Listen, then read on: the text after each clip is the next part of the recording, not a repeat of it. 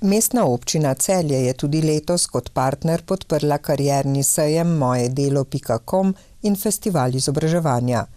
Obe prireditvi, ki sta včeraj potekali na celjskem sejmišču, sta bili odlična priložnost, da občani, ki iščejo nove poklicne priložnosti, navežejo stik z delodajalci v Savinjski, Koroški in Zasavski regiji.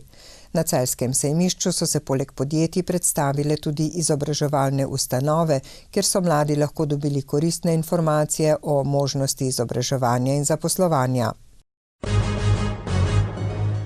Danes je bila v Vili Bianchi v Velenju predstavitev mednarodnega projekta v sklopu transnacionalnega programa Interreg Srednja Evropa e-Central energetsko učinkovite javne stavbe v Srednji Evropi. Udeleženci so se seznanili s projektnimi aktivnostmi, možnimi načini sodelovanja pri njihovi izvedbi in ukrepi glede energetske prenove javnih stavb. V sklopu tega projekta smo izpostavljeni na en veliki izziv. Najprej smo izabrali Ljudsko univerzo kot pilotno stavbo, ki jo bomo prenavljali. Izziv je v tem, da bomo za prvič v Sloveniji kot mestna občina Velenje uporabili pristop množičnega financiranja za prenavljanje javnih stavb. Drugi pa izziv je, da prenavljamo stavbo kulturne dediščine. To pomeni, da zunanji videz mora ostati isti. Naš izziv bo, da najdemo iste materiale, koji so bili uporabljeni v tiste čase, ampak tiste materiale, da jih prilagodimo na NZEP standarde.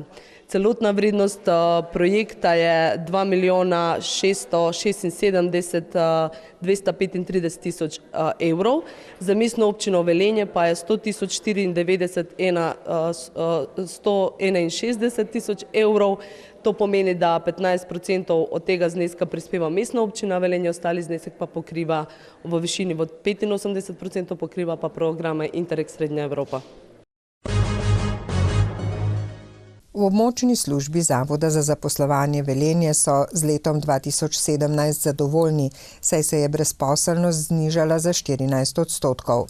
Konec leta so imeli na zavodu prijavljenih 5040 brezposelnih oseb.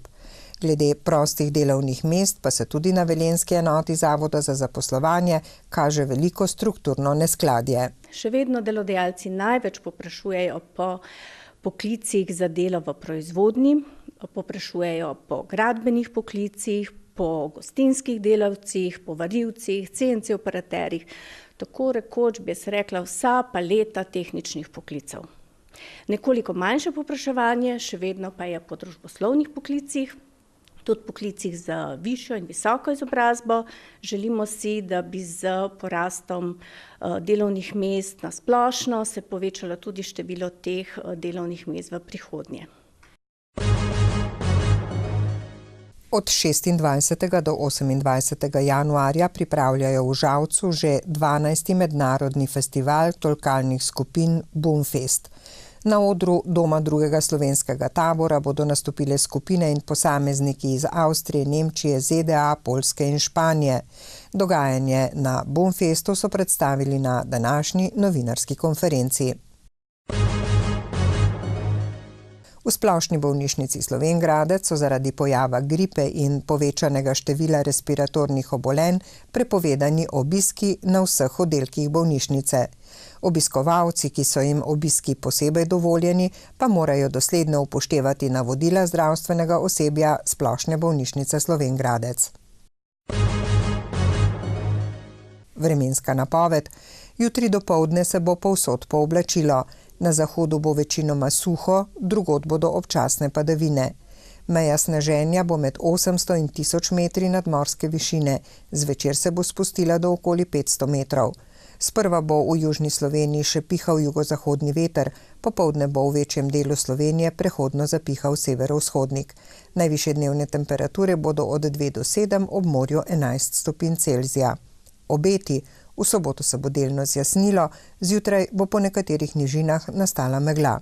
V nedeljo bo prevladovalo pretežno jasno vreme, v severni Sloveniji bo pihal severni veter.